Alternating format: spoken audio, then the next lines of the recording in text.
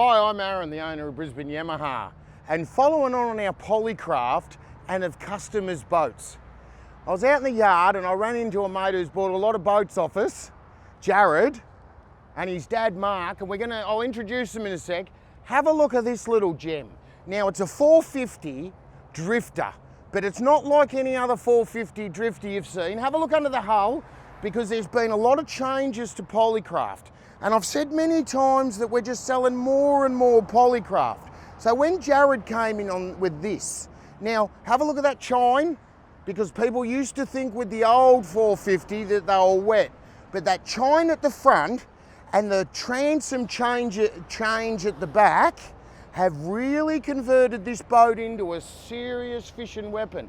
Now come back here, because what Jared's done, he's loved his Quinnies and Renegades, and he knows that Renegades are an awesome boat, but he's got a mate who's had a couple of Polycrafts, and he had the old 450 and he got the new one. He went in the 450, they caught a lot of fish, he said, I've got to have one.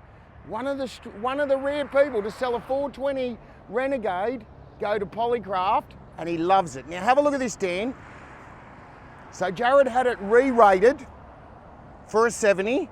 You can see the plate over there, and then Jared's done a whole heap of work, and we're going to talk about that in a minute. Now look at that rear, the transom and the change.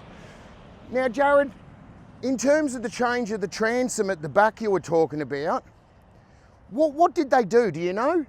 Yeah, so they had a couple of pods here and the engine was recessed back into here. Yep. And with the new change, they brought the transom out, and that together, having the transom out and a foil, does not porpoise one bit. So hopefully you heard that. So what happened, the old drifter, the motor well was back in here, had a couple of pods. They've moved it back and changed it. And some of the old ones used to porpoise, but this thing doesn't porpoise. Doesn't porpoise one bit. Now, what I'll get you to do first, Jared, have a look down the side with a 70. Now, if you'll jump in there, Jared, because I've got some questions on how you fitted it out. And Jared's done all this work. Now, I first met Jared because a mate of mine's got a plane, and Jared was an aviation painter. Now, I don't know if you've ever had a plane painted, and I haven't got a plane. I wish I did.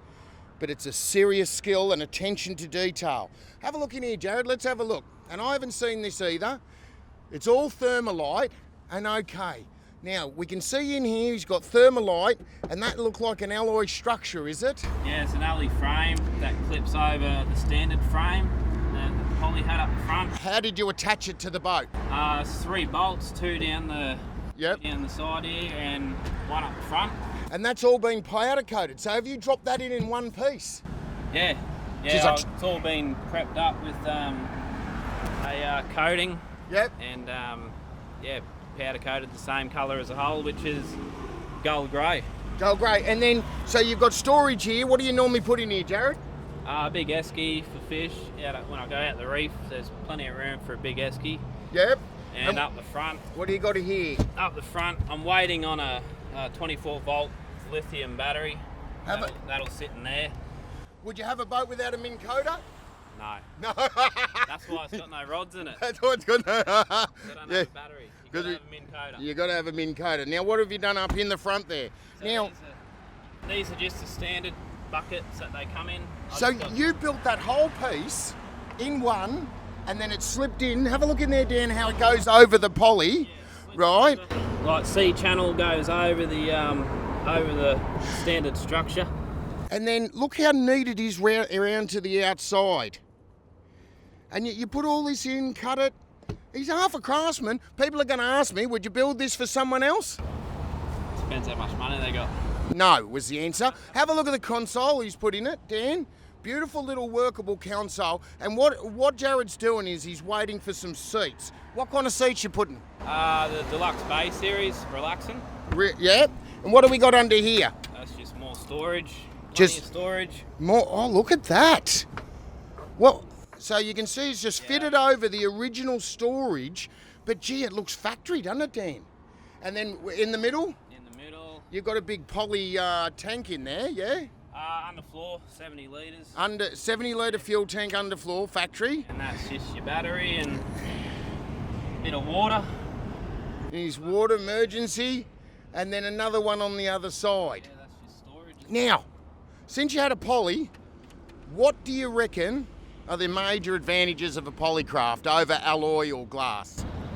How quiet it is on the water. And what does that Definitely. do, Ben? Quiet. If you're on the dams chasing barra, Yeah. that's what you want. So you reckon you catch more fish in a poly? Definitely. Wow. And have you got an idea of another boat? Jared goes through them, they've had 6. If I was to buy another boat, it'd be probably a 4.8 Brumby. A bigger polycraft. Now, I know Jared's not going to talk himself up. Jared's a bit of a local legend on the Barra, on the Jacks, out chasing reds in the bay. Would it be fair to say you're fanatical? I like to think so. He's fanatical. He lives to fish. If you want to catch more fish, if you want to customise a boat and have a dealer that works with you, and I'll ask him this question. Are you happy with me boys, how they worked with you, Jared? Perfect. Perfect. Woo. Always scary when you ask a question you don't know the answer to, but Jared's a top bloke. My staff are top blokes and they like service and they like people that are dedicated. And if you want a specialist boat, give us a call, 3888 1727. And I hope you get a trophy poly too. See you on the water.